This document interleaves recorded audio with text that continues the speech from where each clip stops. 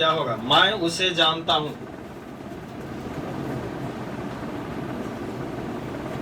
बताओ।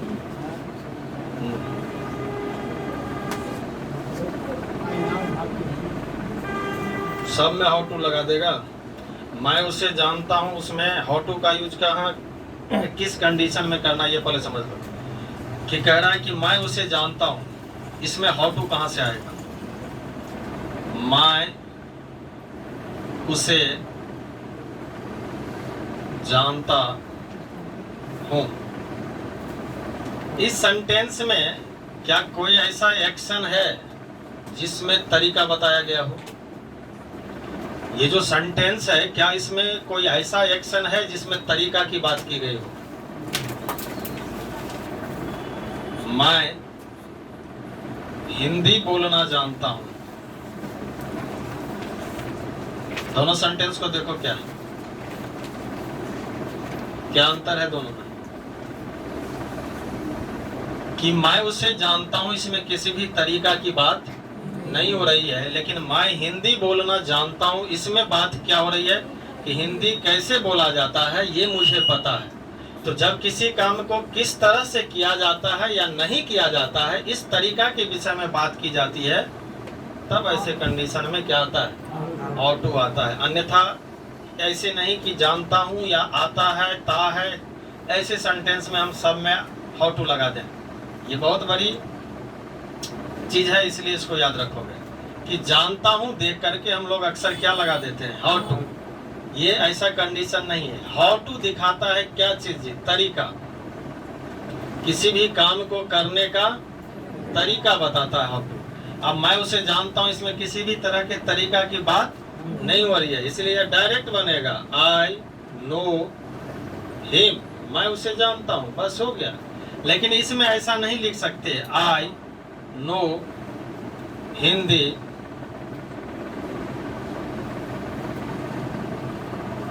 To speak, ऐसा नहीं लिखा जा सकता है। इसके पीछे का कारण समझ में आ रहा है? क्या समझ में आ रहा है? क्योंकि इसमें तरीका की बात कर रहे हैं, और जब तरीका की बात होती है तो ऐसे कंडीशन में हम किसका यूज करते हैं? हाउ टू का। तो यहाँ पे ये लिखना गलत हो जाएगा। इसका सही फॉर्म क्या होगा? I know how to speak English. ये बोलना पड़ेगा। हिंदी है, लोग तो हिंदी को हिंदी बना देते। चलो देखो, I know how to speak Hindi. दरअसल बात है कि मैं हिंदी कभी एग्जाम्पल देखता ही नहीं। समझ में आ रहा है कि नहीं? हिंदी मैंने क्या लिखा इसको मैं भूल जाता हूँ। फोकस मेरा बस इस पे रहता है। लेकिन समझाने के लिए तो हिंदी लिखना पड़ेगा ना जी। अब अंग्रेजी पढ़ रहे हो, लेकिन अंग्रेजी को अंग्रेजी में समझो, ये बेहतर है। तो इसलिए अक्सर होते रहता है कि हिंदी मैंने क्या लिखा नहीं लिखा, उस चीज़ों को वहाँ से। खैर चलो, तो ये जब ऐसे कंडीशन हो, ये जानता देख करके हमें हाउ टू का यूज हर जगह नहीं करना है। समझ में आ रहा है ना? दूसरी बात, अगर ऐसा कहा जाए कि मुझे अंग्रेजी बोलना आता है,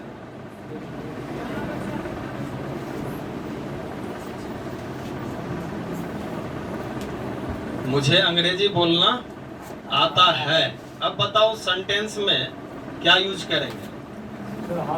इन दोनों सेंटेंस में कोई अंतर है तो बोलो। मैं हिंदी बोलना जानता हूं और हिंदी के जगह पे क्या है यहाँ अंग्रेजी बोलना आता है, बात तो बराबरी है ना जी। इस अंग्रेजी को हटाओ और यहाँ हिंदी लिखो तो क्या दोनों सेंटेंस सेम हुआ? दोनों का फॉर्मेशन एक होगा। मुझे हिंदी बोलना आता है या मैं हिंदी बोलना जानता हूँ, दोनों का फॉर्मेशन क्या होगा? एक ही होगा। तो जब देखोगे उसमें जो एग्जाम्पल्स लिखा है तुमने कि आता है या जानता हूँ, उसमें कहाँ कहाँ तरीका की बात की गई है? जरा पढ़ के सुनाओ, कौन कौन सा सेंटेंस है जिसमें तरीका? हालांकि सब में मैनर की ही बात है। हर सेंटेंस के अंदर मैनर ही तुम्हें दिखाई देगा। क्या है उसमें? अब सभी सेंटेंस इंटरोगेटिव के फॉर्म में है। अगर वह इंटरोगेटिव के फॉर्म में है तो क्या दिक्कत है? प्रेजेंट इंडेफिनिट का इंटरोगेटिव बनाना सीखा है ना जी? किससे बनाते हो? Do Dutch. अगर वो यस नो क्वेश्चन है तो डू डच से स्टार्ट करो। अगर डब्ल्यू एच क्वेश्चन है तो डू डच के पहले डब्ल्यू एच क्वेश्चन लिख दो, हो गया। जैसे अगर इसी को बोला जाए कि क्या तुम्हें अंग्रेजी बोलना आता है? बताओ, क्या तुम्हें अंग्रेजी बोलना आता है? इसमें हम बात किसकी की रहे हैं? यानी कोई ना कोई तरीका के विषय में पूछ रहे हैं कि कैसे बोला जाता है, क्या यह तुम्हें पता है? तुम अंग्रेजी जानते हो, यह अलग शब्द हो गया। क्या तुम अंग्रेजी जानते हो और क्या तुम्हें अंग्रेजी बोलना आता है, यह दोनों सेंटेंस एक है कि अलग है? अलग है। क्या तुम अंग्रेजी जानते हो? अब दोनों सेंटेंस एक बना दोगे क्या? तो मैंने क्या बात की? हाउ टू क्या दिखाता है? हाउ टू मैनर की बात करता है, इसीलिए उसमें हम तरीका की बात करेंगे। समझ आया? तो क्या तुम अंग्रेजी जानते हो, इसको हाउ टू से बनाओगे या डायरेक्ट ऐसे लिखोगे? डू यू नो इंग्लिश, ये लिखना सही होगा ना जी? क्यों सही होगा? क्योंकि इसमें सिर्फ पूछ रहा है क्या तुम अंग्रेजी जानते हो, इसमें तरीका की बात नहीं हो रही है कि जो इंग्लिश है उसके विषय में तुम्हें जानकारी है। हाँ, अगर इसमें कहेगा क्या तुम अंग्रेजी लिखना जानते हो, क्या तुम अंग्रेजी बोलना जानते हो, क्या तुम अंग्रेजी पढ़ना जानते हो, अब ये बोलना, लिखना और पढ़ना क्या बात करने लगा जी? तरीका। क्या बात करने लगा? तब उस कंडीशन में हम यूज करते हैं किसका? हाउ टू का। तो यहाँ और यहाँ दोनों में अंतर है कि एक ही है? अंतर है। तो क्या तुम्हें अंग्रेजी बोलना आता है, क्या बनाओगे इसका? इसका बनाओगे do you know how to speak English. समझ में आ रहा है?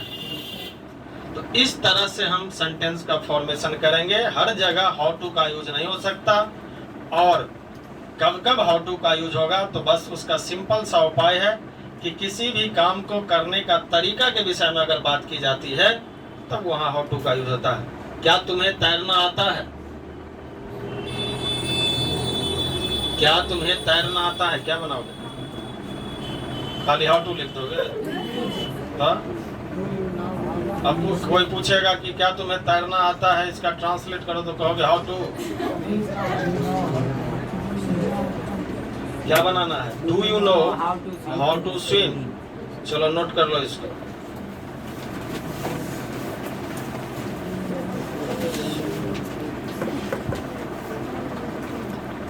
हो गया लिखा हुआ। अब अगर कहा जाए कि क्या तुम्हें गाड़ी चलाना आता है, क्या बनेगा इसका ट्रांसलेशन? क्या तुम्हें गाड़ी चलाना आता है? जोर से बोलो। Do you know how to drive a car. समझ गया?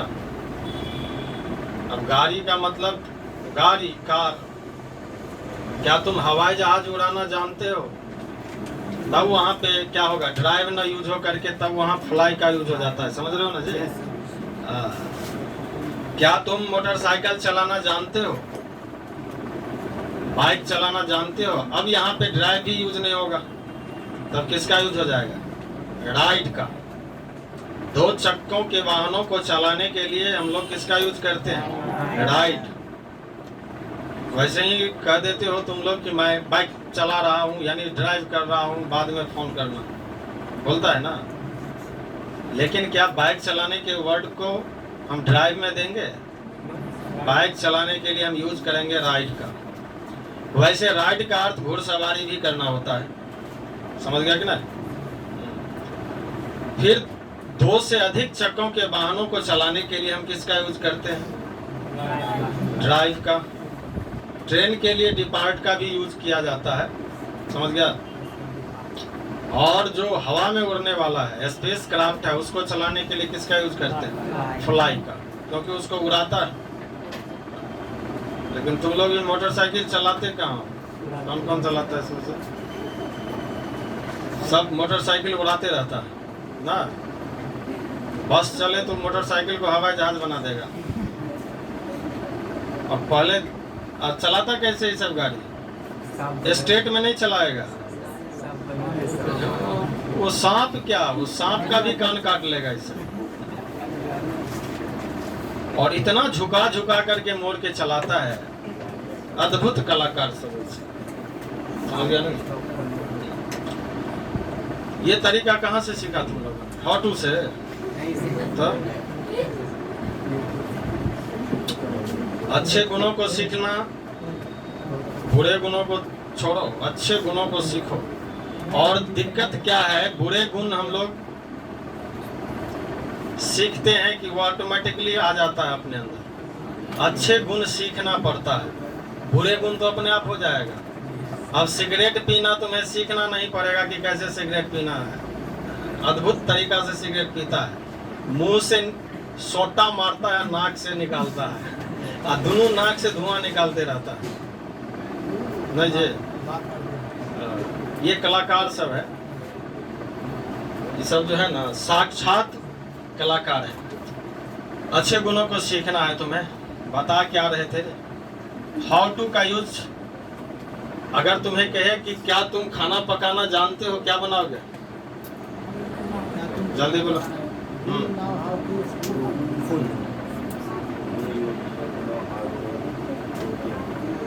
लड़की सबको पूछो, तुम लोगों को खाना पकाने आता है जी?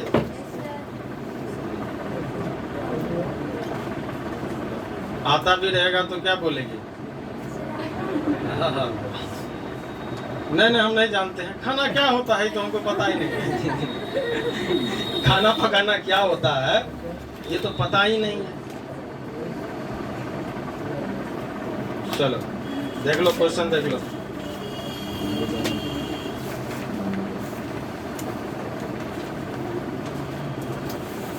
पंद्रह, 16, 17, 18, 19 और 20 देख रहे हो क्वेश्चन? इन सभी क्वेश्चन को करेक्ट करना है। ये पूरे क्वेश्चन क्या है? 15, 16, 17, 18, 19, 20, यह सभी क्या है जी?